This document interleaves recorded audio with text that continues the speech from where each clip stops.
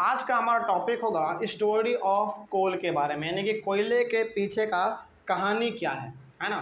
आखिर कोयला कैसे बनता है इसके बारे में आज हम लोग पता करने वाले हैं। चलिए जानते हैं कैसे बनता है। About 300 million years ago, 300 million year ago का मतलब क्या होता है देख लीजिए। यहाँ पे हमने लिखा है कितना है 1 10 100 1000 10,000 लाख 10 लाख करोड़ 10 करोड़, यानी कि 30 करोड़ साल पहले। सोचो, 1-2 साल पहले नहीं का बात हो रहा है, यहाँ पे 30 करोड़ साल पहले। सोचो मतलब कि यहाँ पे 300 मिलियन है ना, और 1 मिलियन में होता है कितना 10 लाख। 1 मिलियन में 10 लाख, और यहाँ पे कितना मिलियन है 300 मिलियन। तो 300 मिलियन को आप मल्टीप्लाई कर दीजिए किससे 10 लाख से, तो कितना आ जाएगा 30 करोड़ आ जाएगा। यानी कि आज से ठीक 30 करोड़ साल पहले, 30 करोड़ साल पहले the earth had dense forest in low laying wetland areas. आज से 30 करोड़ साल पहले हमारे पृथ्वी पर बहुत ज़्यादा जंगल था, बहुत ज़्यादा जंगल था, और जंगल भी था तो बहुत ही नीचे वाले एरिया में। समझ रहे हैं? नीचे वाला एरिया का मतलब हो गया कि उस समय पे हमारा जो पृथ्वी था ना वो ऊंचा गहरा ज़्यादा हुआ करता था, और जो जंगल जहाँ पे ज़्यादा था वो कहाँ था, नीचे वाले एरिया में था। ठीक ना, समझ में आ रहा है बात? Wet land areas. और दूसरी बात, गीला था हमारा उस समय पे मिट्टी पूरी तरीके से, पूरी दुनिया का। समझिएगा पहला पॉइंट में क्या कहा गया। पहले पॉइंट में ये कहा गया कि आज से ठीक 30 करोड़ साल पहले हमारे पृथ्वी पे निचले वाले हिस्सों में, है ना, पहले पहाड़ था, नीचा था, पहाड़ नीचा, ऐसा था। तो नीचे वालों हिस्सों में बहुत ज़्यादा जंगल था, और जंगल के साथ साथ गीला मिट्टी था, है ना, गीला वाला एरिया था हमारा पूरी तरीके से, वो हमेशा भींगा रहता था। ठीक ना, आगे बढ़ते हैं फिर। Due to natural processes like earthquakes, volcanoes, floods etcetera, these forest were buried under the surface of earth. अब उस समय पे यानी कि 30 करोड़ साल पहले बहुत अलग अलग प्रकार के हमारे सामने में समस्याएं आए, है ना। नेचुरल प्रोसेस को हम लोग कह सकते हैं, प्राकृतिक समस्याएं, जैसे अर्थक्वेक, है ना, भूकंप आया होगा, वोल्केनो फटा होगा, बाढ़ आया होगा। इन सभी कारणों से हमारा क्या हुआ, इन सभी कारणों से वो जो भी जंगल थे वो सारे के सारे जंगल धरती के नीचे चले गए। समझ रहे बात को? कोई डाउट इसमें? क्या समझ में आया? ये समझ में आ गया यहाँ पे कि आज से 30 करोड़ साल पहले हमारे पृथ्वी पे बहुत जंगल था, जंगल होने के साथ ही साथ गीला मिट्टी था। अब हुआ क्या, भूकंप आया होगा, वोल्केनो फटा होगा, है ना, जिसको हम लोग ज्वालामुखी कहते हैं हिंदी में, वो हुआ होगा, बाढ़ आया होगा। इन सभी कारणों के वजह से हमारा जो जंगल था, पहली बात तो वो नीचे वाले एरिया में था, है ना, तो वो नीचे चला गया और धरती के नीचे। तो क्या हम यहाँ से कह सकते हैं कि जितने भी जंगल थे वो सारे के सारे ज़मीन के अंदर दफन हो गए? कह सकते हैं। ठीक ना, आगे बढ़ते हैं फिर। As more soil deposited over them they were compressed, और धीरे धीरे क्या होने लगा, उसके ऊपर और मिट्टी मिट्टी मिट्टी मिट्टी जमते जमते जमते जमते जो भी हमारा जंगल था वो सारे नीचे जाके पूरी तरीके से दब गए। ठीक है, आगे बढ़ते हैं। The temperature also rose as they sank deeper and deeper. जैसे जैसे वो धीरे धीरे नीचे जा रहे थे, हमारे पेड़ पौधे जितने भी थे, जैसे जैसे वो नीचे जा रहे थे वैसे वैसे अंदर में उसका टेम्परेचर भी बढ़ रहा था, यानी कि गर्मी भी उसके अंदर में आ रही थी। ठीक है, आगे फिर क्या हुआ, under the high pressure and high temperature. पहली बात तो उस जो हमारे जंगल थे उनको हाई प्रेशर मिल रहा है। प्रेशर मतलब कैसे, मिट्टी के ऊपर मिट्टी, मिट्टी के ऊपर मिट्टी, तो बार बार वो क्या हो रहा है, दब रहा है, उसको प्रेशर लग रहा है। दूसरी बात, टेम्परेचर भी तो लगातार बढ़ रहा है ना। इन दोनों कारणों की वजह से क्या हुआ, dead plants get slowly converted to coal. तो जो अब प्लांट हमारा भूकंप से, वोल्केनो से, बाढ़ से नीचे चला गया था, और उसके ऊपर मिट्टी के ऊपर मिट्टी, मिट्टी के ऊपर मिट्टी, मिट्टी के ऊपर मिट्टी जब बार बार जम रहा है, तो क्या वो प्लांट जो भी हमारे अंदर में थे, फॉरेस्ट जो थे, क्या वो जिंदा बचेगा? जिंदा नहीं बचेगा, वो मर जाएगा, है ना। और मरने से हुआ क्या, प्रेशर लगा, दूसरी बात उसका टेम्परेचर बार बार मिलता रहा, है ना। इनकी वजह से, प्रेशर के वजह से और टेम्परेचर के वजह से जो हमारा मरा हुआ प्लांट था, जो कि फॉरेस्ट था, वो किस में कन्वर्ट हो गया, कोयले में कन्वर्ट हो गया, यानी कि कोयले में कन्वर्ट हो गया। समझ में आ गया? तो ये था हमारा कहानी किसके पीछे का, कोयले के पीछे का, ठीक है ना। चलिए आगे बढ़ते हैं फिर।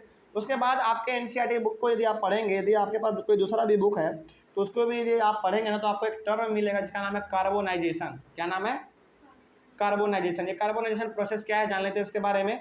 The slow process by which the dead plants buried deep under the earth have become coal is called carbonization। जो आपने ऊपर में पढ़ा ना वही चीज यही लिखा हुआ है, देखिए साफ साफ लिखा हुआ है, the slow process by which the dead plants buried deep under the earth। क्या हो जाए, जब धीरे धीरे हमारा जो प्लांट है ना वो जमीन के अंदर में दफन होने लगे, जमीन के अंदर में दफन होने लगे, और दफन होने के बाद ऑटोमेटिक वो मर जाएंगे, है ना। और उस मरने के बाद उस प्लांट को किस में कन्वर्ट हो जाना है, कोल में। यदि ऐसा होता है तो वो हमारा प्रोसेस क्या कहलाएगा, कार्बोनाइजेशन कहलाएगा। मोटा मोटी यदि आपसे कोई कहे कि बेटा बताओ कार्बोनाइजेशन क्या है तो क्या बताएंगे आप ये बताएंगे कि अंकल जी देखिए कार्बोनाइजेशन एक ऐसा प्रोसेस है जिसके दौरान हमारे जो प्लांट हैं, जो फॉरेस्ट हैं, वो धीरे धीरे क्या होने लगते हैं, ज़मीन के अंदर जाने लगते हैं। और जब ज़मीन के अंदर जाते हैं तो उसके ऊपर हमारा मिट्टी जमना शुरू हो जाता है, और बहुत समय के बाद जो मिट्टी के ऊपर मिट्टी, मिट्टी के ऊपर मिट्टी, मिट्टी के ऊपर मिट्टी होते होते होते होते हमारा प्लांट जो था वो बहुत ही नीचे चला जाता है, और बहुत सालों के बाद वही हमारा मरा हुआ प्लांट किसमें कन्वर्ट हो जाता है, कोल में। यही प्रोसेस हमारा कहलाता है कार्बोनाइजेशन, ठीक है। आगे बढ़ते हैं, आगे क्या लिखा हुआ है, coal is called a fossil fuel because it was formed from the dead remains of living plant. अच्छा याद कीजिए, हमने कुछ ऊपर के कुछ क्लासों में हमने पढ़ा है फॉसिल फ्यूल के बारे में। हमने क्या कहा था कि फॉसिल फ्यूल कौन होते हैं, ऐसे फ्यूल्स जो कि dead remain of living organism से बने, है ना। तो ये जो हमारा कोल है, क्या ये कोल एक फ्यूल है, क्या ये एक ईंधन है, कोल कोयला, बिल्कुल है। और ये किससे बन रहा है, क्या लिविंग ऑर्गेनिज्म से यानी कि लिविंग थिंग से बन रहा है, क्या बिल्कुल बन रहा है। हमारा प्लांट क्या था, एक लिविंग थिंग्स ही है ना, और वो लिविंग थिंग्स हमारा कहाँ चला गया, जमीन के नीचे चला गया। तो क्या उसी प्लांट से हमारा कोयला बना कि नहीं बना, बनाना। तो इस प्रकार से हम कह सकते हैं कि कोयला भी हमारा एक फॉसिल फ्यूल है, कह सकते हैं, बिल्कुल कह सकते हैं, क्योंकि हमने पढ़ा है फॉसिल फ्यूल्स के डेफिनेशन में वो सारा फ्यूल्स जो कि लिविंग थिंग्स के वजह से बने, पहले की लिविंग थिंग्स था और यदि वो मर गया और यदि उससे हमारा कोई फ्यूल बनता है तो वो हमारा फॉसिल फ्यूल कहलाता है। उसी में हमारा एग्जाम्पल हो गया कोयला, क्योंकि कोयला जो है हमारा डेड प्लांट से बनता है, यानी कि पहले प्लांट तो जिंदा ही था और वो प्लांट हमारा क्या हो गया, मर गया, है ना। तो उससे हमारा क्या बन गया, कोयला बन गया। तो कोयला is also a fossil fuel, है ना। आगे बढ़ते हैं फिर। When coal is heated in air, जब हम लोग कोल को जलाते हैं एयर के प्रेजेंस में, it Burns and produces mainly carbon dioxide gas. तो जब आप कोयले को जलाते हैं, है ना, अपने घरों में जब जलाते हैं तो उससे जो धुआं निकलता है वो धुआं केवल और केवल कार्बन डाइऑक्साइड गैस है। समझ गए बात को। चलिए आगे बढ़ते हैं फिर। Coal is processed in industry, अच्छा ये वाला लाइन हो गया ना, हाँ। Coal is processed in industry to get some useful products such as coke, coal tar and coal gas. अब देखिए ध्यान से, अब कोयला निकलता कैसे, कोयले का ना खदान होता है ना, ज़मीन को खोदना पड़ता है। ज़मीन को क्यों खोदना पड़ रहा है, क्योंकि हमारे जितने भी प्लांट थे वो ज़मीन के नीचे चले गए हैं, उसके ऊपर मिट्टी के ऊपर मिट्टी, मिट्टी के ऊपर मिट्टी चला गया है। तो भाई आप मिट्टी को हटाइएगा तभी तो आपको कोयला मिलेगा, इसीलिए हम लोग उसको खोदते हैं, है ना, खुदाई करते हैं। खुदाई करने के बाद हमको मिलता है कोयला।